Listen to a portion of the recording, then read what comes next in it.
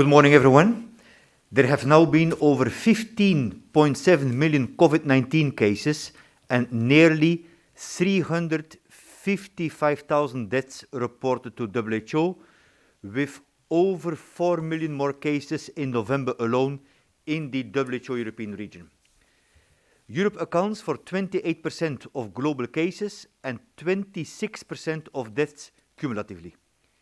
In the region, over 80% of countries are reporting elevated 14-day incidents, greater than 100 per 100,000 population, with nearly a third reporting very high 14 days incident rates, more than 700 per 100,000 population.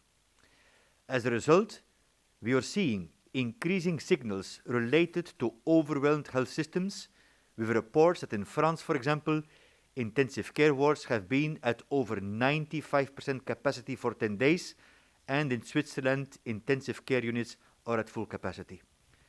Outbreaks in schools, long-term care settings, and gatherings are also reported. In the past 2 weeks, COVID-19 deaths have increased by 18%. Last week, Europe registered over 29,000 new COVID-19 deaths. That is one person dying every 17 seconds in the European region from COVID-19. I would like to emphasize that every time we choose to follow guidance, stop the spread of misinformation, address denial, we contribute to preventing lives lost due to COVID-19. Right now, an average of 4,500 lives are lost to COVID-19 in Europe every day, and this is avoidable. If we all act, and those most privileged among us make an extra effort, we can make an impact. Thanks to your adhering to risk-reducing behavior, new weekly cases of COVID-19 decreased from over 2 million the week before last to approximately 1.8 million cases last week. It's a small signal, but it's a signal nevertheless. Those of you with the strength and ability to do so, I urge you to continue and step up to the challenge our society and way of life is faced with. Your country, community, family and friends need you like they have never needed you before. The health and social workers, whom you rely upon to help protect our senior members of society, are under immense pressure. They and their families are making huge sacrifices.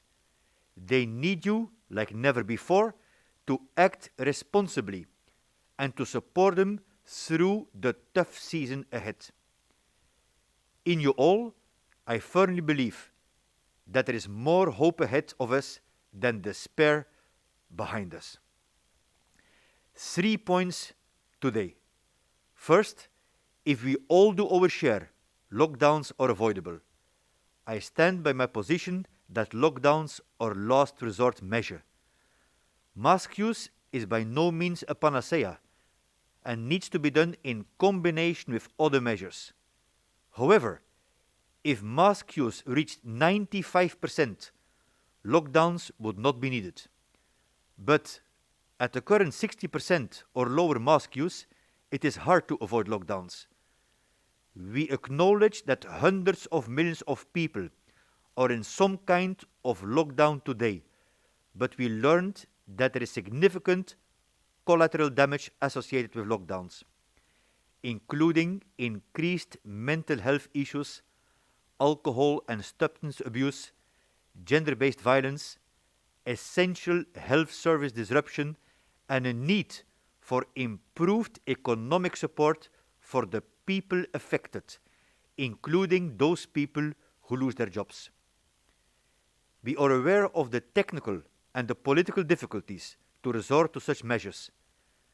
Too often, we have seen the negative impact of easing too quickly, following an understandable will from policymakers to free the public from periods of stringency.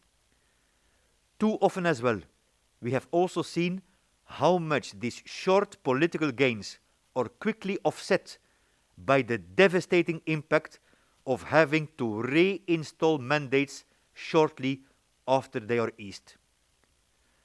I am encouraging a tier system based on levels of seriousness in community transmission, with a set of proportionate measures that could be considered under each one of them. This can better situate government's actions along a gradient of severity that can go both ways without ever stalling. Secondly, technologies and pharmaceutical developments are offering us a new horizon. While vaccines won't stop COVID-19 entirely and don't answer all our questions, they do represent a great hope in the war against this virus. In the last few days, we have received good news with two particularly promising vaccines. However, this promise will never be realized unless we assure all countries have access to the vaccine market, that it is delivered equitably, that it is effectively deployed, and countries address pockets of vaccine hesitancy. It is also essential that we draw on the technologies already at our disposal, protecting our elderly and vulnerable with seasonal influenza and pneumococcal vaccines, for example.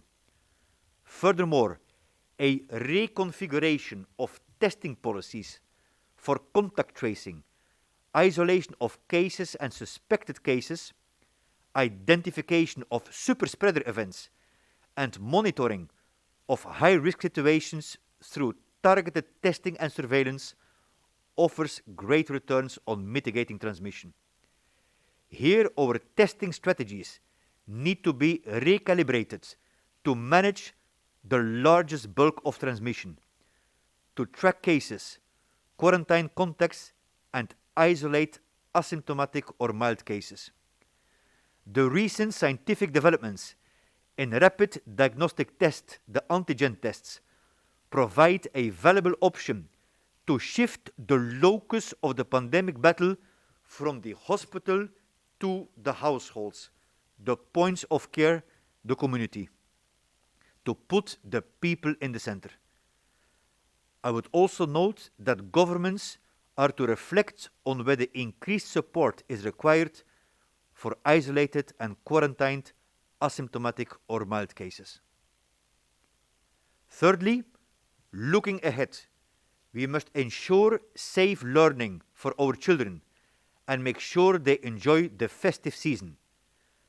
We possess now a wealth of country practices on how to go after the virus without going after the people. We have been able to ensure safe learning for our children by keeping the vast majority of schools open for almost 100 consecutive days. Tomorrow is World Children's Day, a day that reminds us to preserve the rights of children amid this crisis. The WHO remains firmly committed to support the countries of Europe to keep primary schools open and ensure safe learning for all. Children and adolescents are not considered the primary drivers of transmission, and as such, school closures are not considered to be an effective measure for the control of COVID-19. To those countries considering this course of action, I would request that you consider the adverse effects in terms of educational outcomes, mental and social well-being of school closures. Where closures are enacted, we ask that children in vulnerable situations and with special needs should be prioritized to receive support and to attend in-person teaching.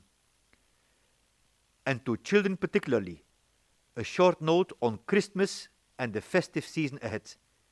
It will be a different Christmas, but that does not mean it cannot be a merry one. During the Ramadan, community-based groups found safe solutions of breaking the fast, including virtually or delivering meals to homes for distance celebrations.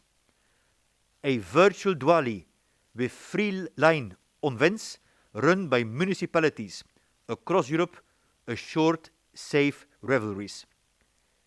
Cherish the festive season with those close to you. If it's a large gathering with vulnerable people, you may then postpone that gathering until you can safely gather. Despite the cold, if local restrictions permit, gather outside with loved ones for picnics in the park.